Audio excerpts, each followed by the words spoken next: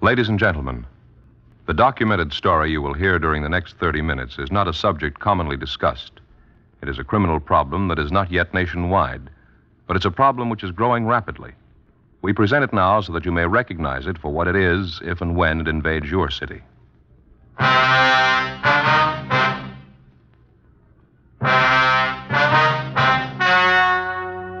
story you are about to hear is true. Only the names have been changed to protect the innocent. Fatima, best of all king-size cigarettes, brings you Dragnet.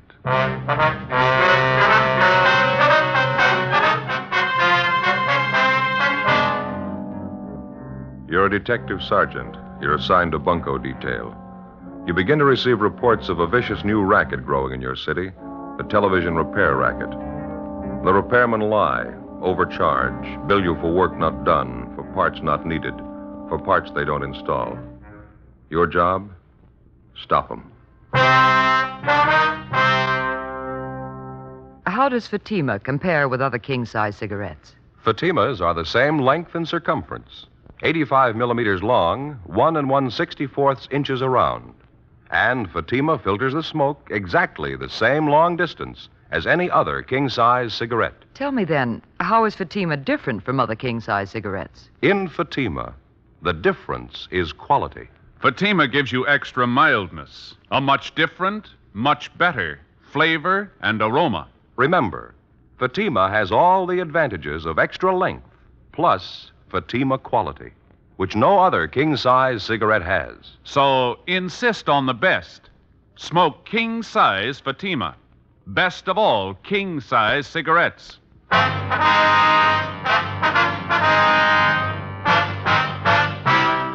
Dragnet, the documented drama of an actual crime. For the next 30 minutes, in cooperation with the Los Angeles Police Department, you will travel step by step on the side of the law through an actual case transcribed from official police files. From beginning to end, from crime to punishment, Dragnet is the story of your police force in action. It was Monday, January 19th. It was overcast in Los Angeles. We were working the day watch out of bunco detail. My partner's Ben Romero. The boss is Captain McCauley. My name's Friday. It was 9:15 a.m. when we got to the third floor of the Los Angeles Daily News, the assistant city editor's office. Hi, Friday. Come on in. Sit down. Morning, Jack. I'd like you to meet my partner, Ben Romero. Ben, this is Jack Kinnett, staff writer for the Daily News. All right, Kinnett. Glad to know you, Ben. Sit down, fellas. Thanks. We just left the skipper over at the city hall. Did the captain brief you on this thing? Yeah, he gave us a partial fill-in. We've been working on it from our end about 2 weeks now. Well, Paul Price, he's our radio TV editor. Paul and I had a long session with Captain McCauley yesterday, and I guess now we're all ready to move on this thing, huh? We'll do everything we can. Would you like to fill Ben in on what you told me yesterday on the phone? Yeah. Well, Price was the one who began getting the first complaints here at the paper. A tremendous number of his readers wrote in complaints about being victimized by crooked television repairmen. About being charged too much for repair? Partly, yeah. Some of the people even sent in receipts with their letters. Said they felt the guys who fixed their sets were dreaming up unnecessary repairs, charging them for work not done. Some of them said they knew they were billed for parts not even replaced or installed in their sets. Ben, Jack told me yesterday about a letter he got from some man who said he felt he'd been overcharged and he just started to bellyache about it. Yeah, a fellow by the name of Vincent. Said he just put up an old-fashioned squawk about it, and the repairman brought the price down at least 1/3. That doesn't sound very good, does it? We kind of figured operators like that must have too many repair sets on hand that their customers can't afford to bail out. That's why they cut. Sounds like a clear case of a two-bit gyp, doesn't it? Well, something's got to be done about it. We're ready to give it big play in our paper, expose the fraud for what it really is. Captain McCauley says Chief Parker's okayed our plan, and we can count on full police cooperation. That's the way we got it, Jack. We were told to work with you people till we broke this thing. Fine. We dug up a little ammunition to start with, I think. Went around and interviewed about 15 different television repairmen in various neighborhoods, and about 3 out of 5 gave me the same pitch. Well, did they know you were with the newspaper? No, I told them I was a factory representative for a new kind of rosin core solder company, and I was taking orders. Yeah. Naturally, I dropped in the different stores, shot the breeze with them, and they didn't seem to get wise. A couple of them even placed orders for the solder. Well, what'd you find out? Well, I just wanted to try and get the general attitude of some of these gyp artists, and I really got an earful. One of the last places I hit was a tiny little hole in the wall out near Canoga Park. Uh-huh. As I say, about 2 out of 5 are honest, hard-working repairmen, and this fellow was one of them. Well, what are you getting at, Jack? For a while, this fellow worked for a guy that employed about 5 men in his shop. Yeah. Finally quit him because he didn't like the way this big operator did business. Fellas in the next office, I want you to hear it from him just as I got it. Excuse me. Yeah, okay. Hank, will you come in, please? Sure, Mr. Knapp. This is Hank Coulter, Sergeant Friday, Sergeant Ben Romero, Police Department. How are you? Hank, I wonder if you'd tell these officers a little of what you told me about Kilgore TV specialist. All right. Now, suppose I'm a customer and I come into Kilgore's. I don't like the size of my repair bill. What were you instructed to say? Well, we generally tried to talk him out of any complaint. Suppose I complained about all the multiple charges. I wanted an explanation of the work you did. What then? We just tell you that it wouldn't do any good to explain. You wouldn't understand all the technical stuff anyway. Mm-hmm. Tell us Kilgore's attitude with the customer. You mean about the loose wire stuff? Yeah, please. Well, Kilgore used to tell us that if we only charged 50 cents for fixing a loose wire, the customer wouldn't believe we really fixed his set, so we used to charge quite a lot more. Well, how much more, for example? For a nickel's worth of wire, we'd usually charge $4.75. Pretty fair profit. Yeah, it's a real rob. What else can you tell us, eh? Well, we'd never let a customer watch any of the TV repair job. Mm-hmm. For example, if a customer calls and says he thinks the tube's blown out and it'll only be a simple replacement job in his home, and we'd tell him the parts are getting hard to get, and we'd have to take his set into the shop and charge him a higher rate because we had to pay black market prices for the tube. Was there any truth in that? I mean, about the tubes being hard to get? Not much. Some of them are getting a little hard to get, but we never paid any black market prices at Kilgore's. We just slugged the customer, that's all. Tell me about how you used to swap parts on a new set, Hank. Well, we'd lots of times pirate a new tube for one not so good. One not so good we put in a set with a bad tube. Yeah. Then the bad tube we'd exchange at the factory under a 1-year guarantee. Yeah, they don't miss an angle, do they? Well, that's it. You've heard it from a man who couldn't stomach such practice and quit, went into business. A little bit of a shop. Isn't doing too well, are you, Hank? No, but I think I can build up the business. I don't make quite as much profit as Kilgore's, but I don't chisel my customers either. Thanks a lot, Hank. I wonder if you'd wait in the next office for me? Sure. Hope I've helped a little bit to crack down on some of these guys. Well, we think you have, Hank. Thanks a lot. Nice to meet you. Right, see you later. See you later. Seems like a nice fellow. He is. I've checked on him, and I've talked with some of his customers since I met him. He's honest. Well, it's a pretty vicious racket, isn't it? Yeah. It ought to be stopped now. Television's a wonderful medium of entertainment. A lot of the country doesn't have it yet, but when the cable goes through and it finally opens up, the people should know about the swindlers and crooks who'll try to gyp them. Yeah, that's right. It's the same way when radio first came in. Always seems like when anything new comes along, anything a little complicated, maybe a little too involved for the average guy, a few smart punks victimize him. Rob the consumer blind. Well, naturally, we got to have some positive evidence before we can file a complaint with the city attorney on this thing. Yeah, you fellas, any ideas where to start? Well, the best way to crack down on these crooked operators is to catch them red-handed with evidence that'll hold up in court. Yeah.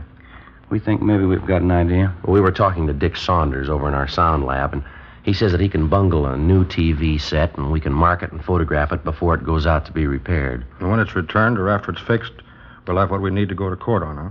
Yeah, that's it. We can operate right out of one of our own homes. And all we have to do is hope the repairman overcharges us or tries to gyp us. Yeah, that's right. Let's hope it works. Well, from what we've heard, it's got to. 10 a.m. The staff writer, Jack Kinnett, Ben, and I drove back downtown. On the way, it was decided that we'd use Kinnett's home as the place from which to operate.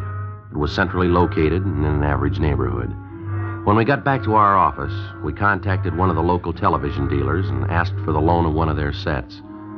They recommended K. Halbert because the chassis is easily accessible and any trouble could be located quickly because parts are visible. A 16-inch K. Halbert console model was sent to our sound lab.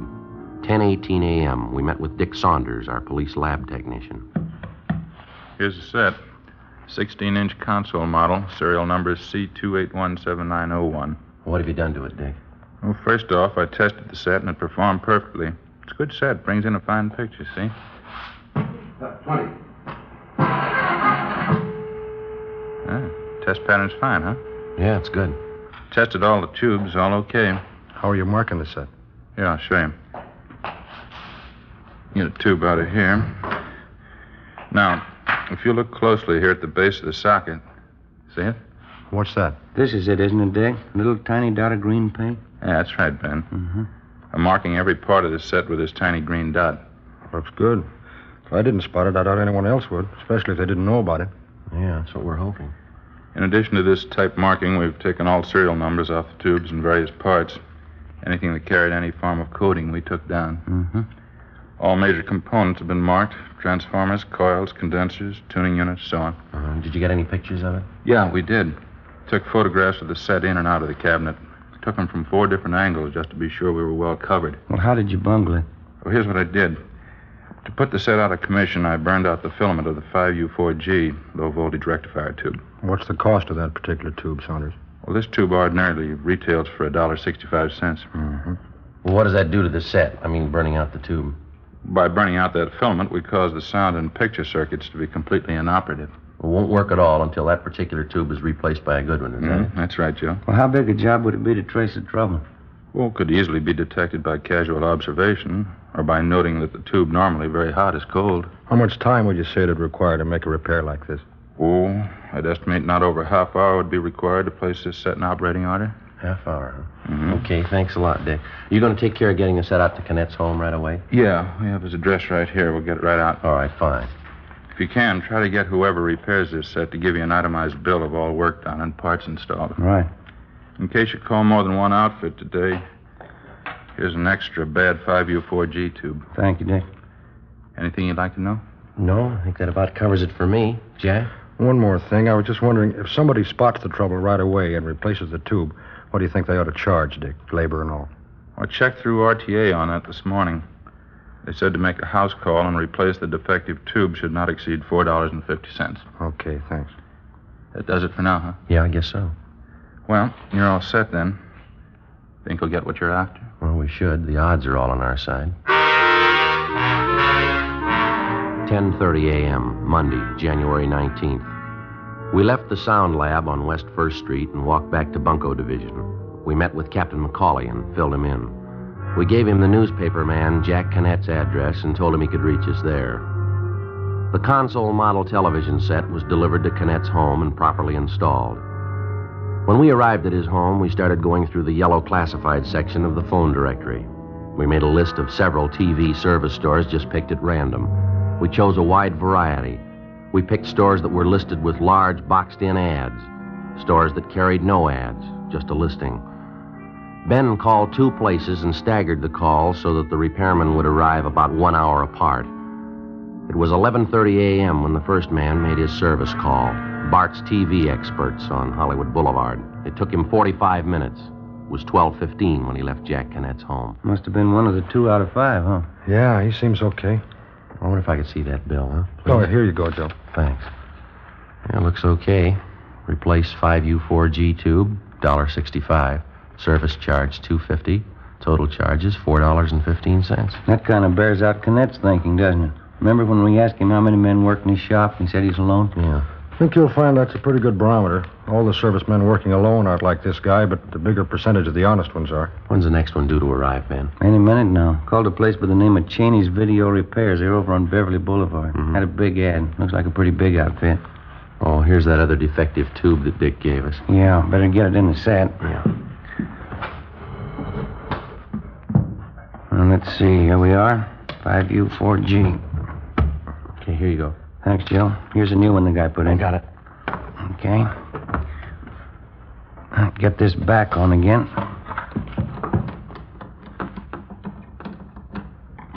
Okay? Yeah, fine. Better turn it on to make sure it's not working. I got it. How about the tube, Ben? Can you see? Is it lighting up? No, not yet. I'll push the set back against the wall. We better leave it on for a while, Jack, just to make sure, huh? Yeah. There we are. I gave you the other tube? Yeah, I got it right here in my pocket. Right. I'd like to try something, if you fellers think it'll be okay. What's that, Jack? I got a good little camera, like a 3F, candid. Mm-hmm. I think maybe if I turn all the 3-way lamps up to full, use a AAA fast film that's in the camera now, maybe we can grab some shots of the guy while he works. What do you think? Well, if you're careful, don't let him get wise. Maybe you ought to shoot some of all of us just so he doesn't think anything about it. Huh? Yeah, that's what I figured out. Just sit down on that chair over there by the set, make him think I'm just testing or something. Mm-hmm. I think I can bring it off without arousing any suspicion. Okay. If I get anything, the guy's out of line, we'll run the shots in the Daily News. What do you figure on doing, Jack? You going to run a series on the TV repair racket? Yeah, that's the plan. Lee Payne, he's our executive editor. He thinks it's high time somebody exposed the swindle in the paper. Mm-hmm. That'll be the next service, man. I'll let him in. Right. Better turn off the set, huh? Yeah. Television repair? That's right. I'm from Cheney's on Beverly Boulevard. Oh, yeah. Come on in. Thanks.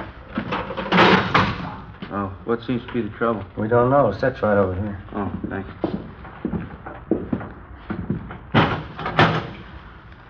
Kay Halbert, huh? 16-inch, nice set. Oh, what seems to be wrong? Darn if I know, son. Nothing seems to work. How do you mean? No picture at all. How about the sound? Nothing. Uh-huh. I'll be all right to pull the set away from the wall? Sure, go right ahead. Can you give you a hand? Oh, no, it's all right. I can handle it.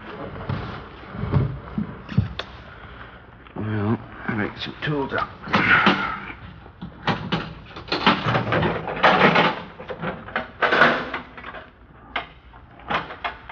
How long you had this set? Oh, about 2-3 months. Mm-hmm. Dark in here. I wonder if we could have a little more light? Sure, let me get these lamps up for you. Oh, thanks. How's that? Oh, fine, thanks. Say, that's a nice little camera you got there. What kind is it? A Leica 3F 1.5 lens. Uh-huh. Been experimenting with some new indoor film. You mind being a guinea pig? No, it's all right with me. Shame to waste good film on me, though. Think you're going to get anything in this light, Jack? Maybe. Worth a try, anyway. I don't know about this set. What do you mean? Well, it looks bad. Hard to tell without getting it down to the shop. Looks to me like your blocking transformer's gone. And what's that mean? Well, I'll have to take the set in. Can't fix it here, huh? No, I'm afraid not. You see, parts are getting a little hard to get these days. The set manufacturers are having a tough time getting quality parts, and sometimes we have to spend several hours just tracing the trouble. Well, I guess that knocks out the ball game tonight, huh, fellas? Sorry. Take a couple of days at least. Want to really check it over. Sure it's not a tube. We kind of thought just a tube blew out. No, that's what most people think every time their set goes out. It's definitely not a tube. Oh, there might be some bad tubes, but your trouble's a great deal more than that, I think. Have you got any idea what it's going to run us? Well, it's hard to say right offhand. $4 or $5? No, it's going to run more than that.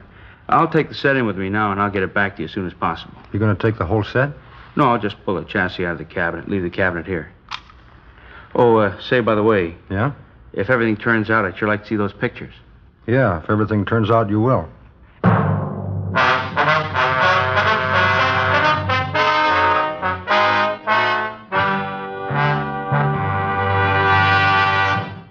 You are listening to Dragnet, authentic cases from official police files.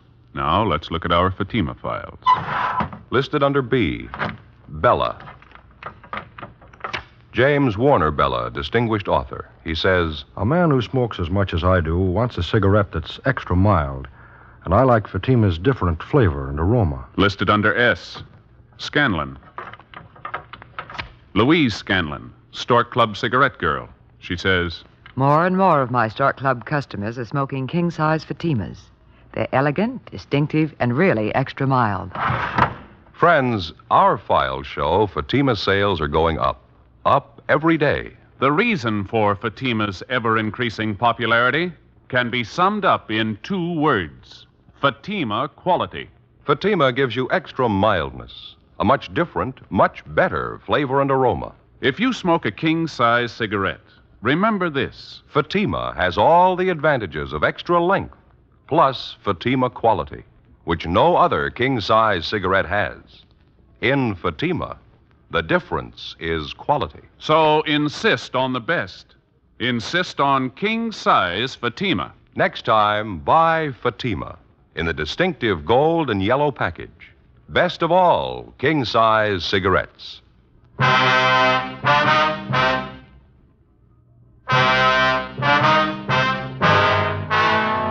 Thursday, January 22nd, 9:30 a.m. The TV set was returned to reporter Jack Cannett's home after having been repaired by a servicing company called Cheney's Video Repairs.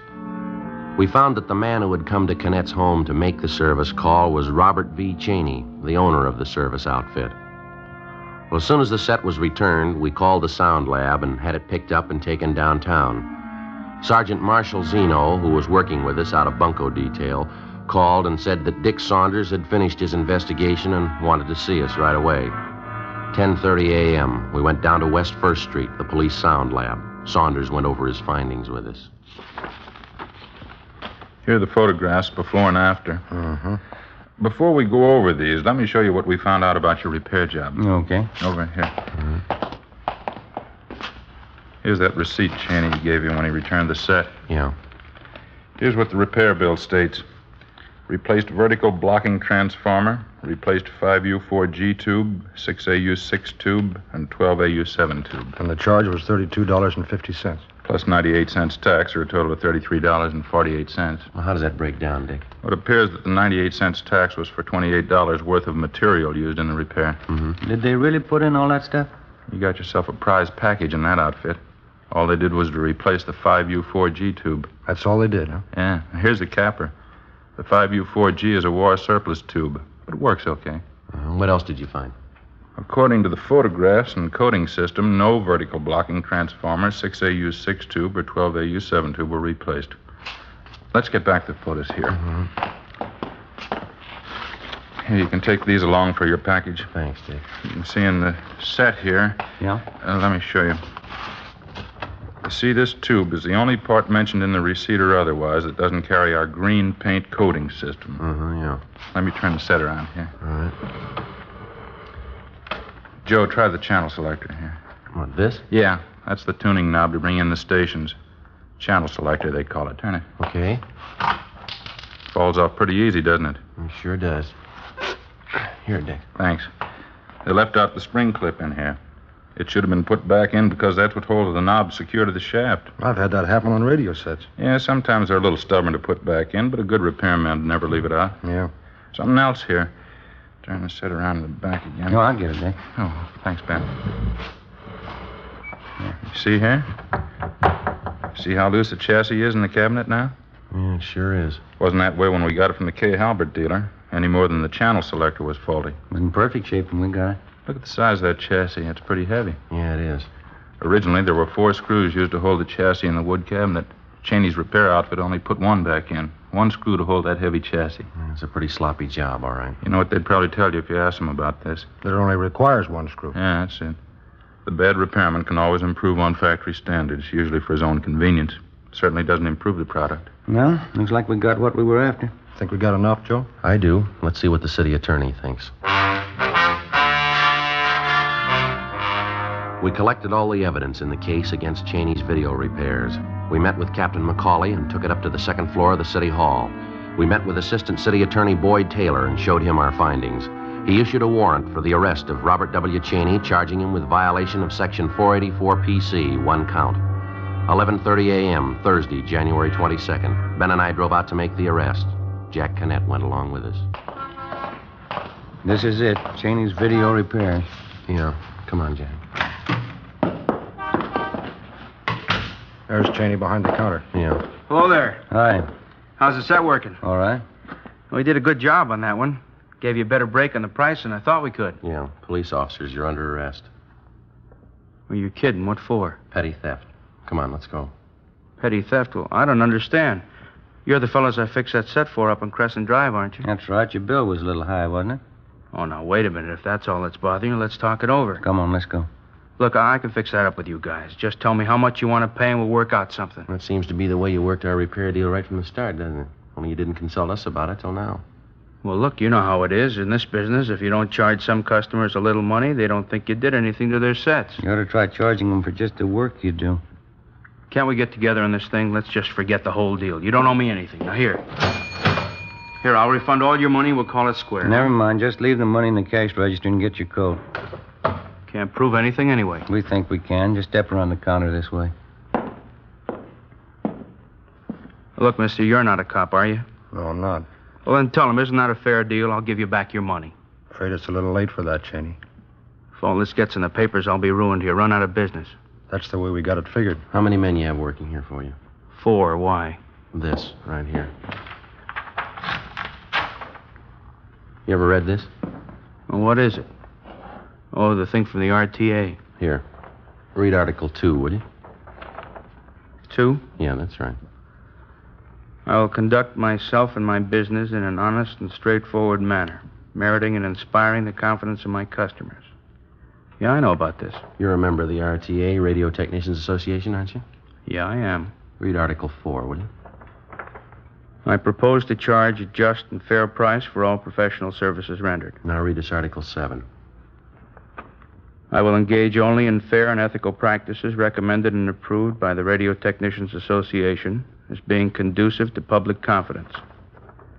Yeah, I've read all this before. It's too bad you didn't remember it.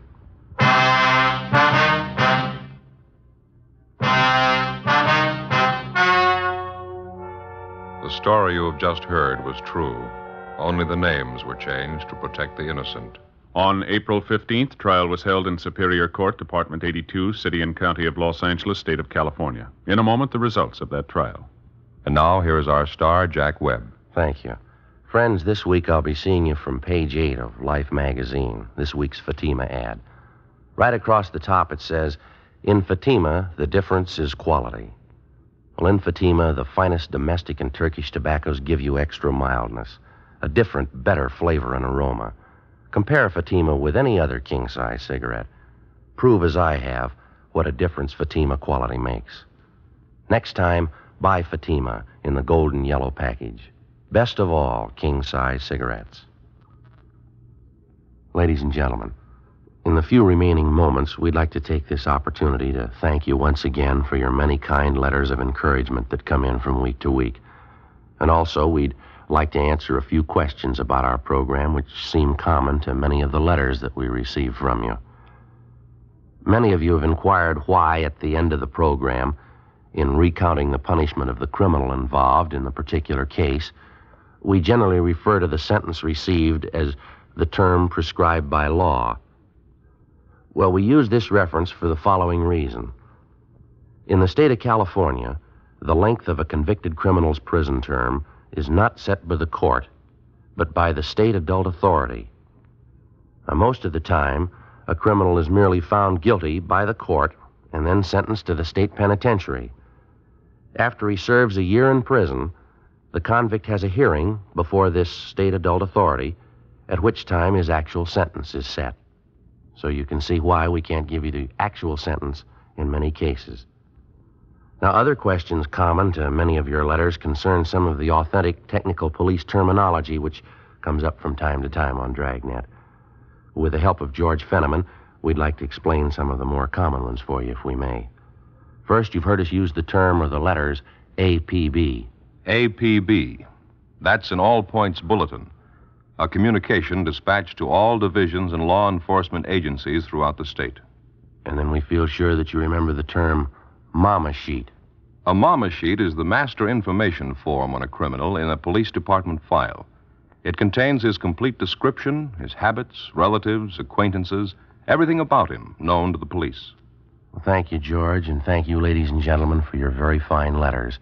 From time to time, if we may, we'll take this opportunity to explain a few more of our authentic police terminology. Thank you.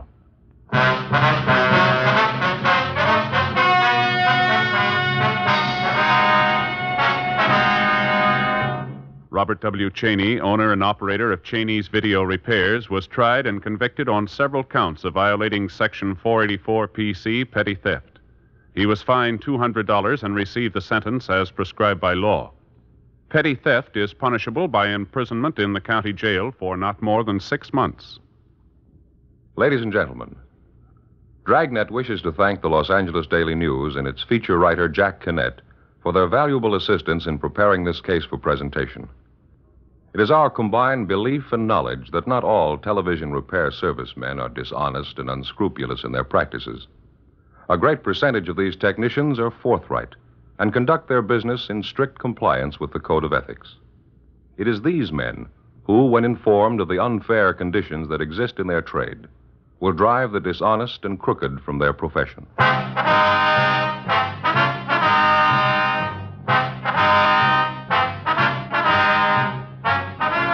You have just heard Dragnet, a series of authentic cases from official files. Technical advice comes from the Office of Chief of Police W.H. Parker, Los Angeles Police Department. Fatima, best of all, king-size cigarettes, has brought you Dragnet, transcribed from Los Angeles.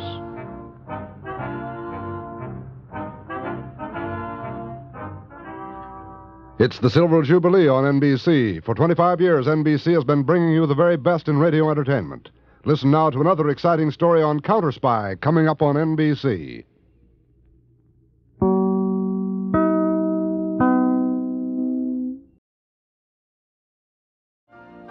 You've been listening to the OTR Gold Network. Find more classic radio at otrgold.com.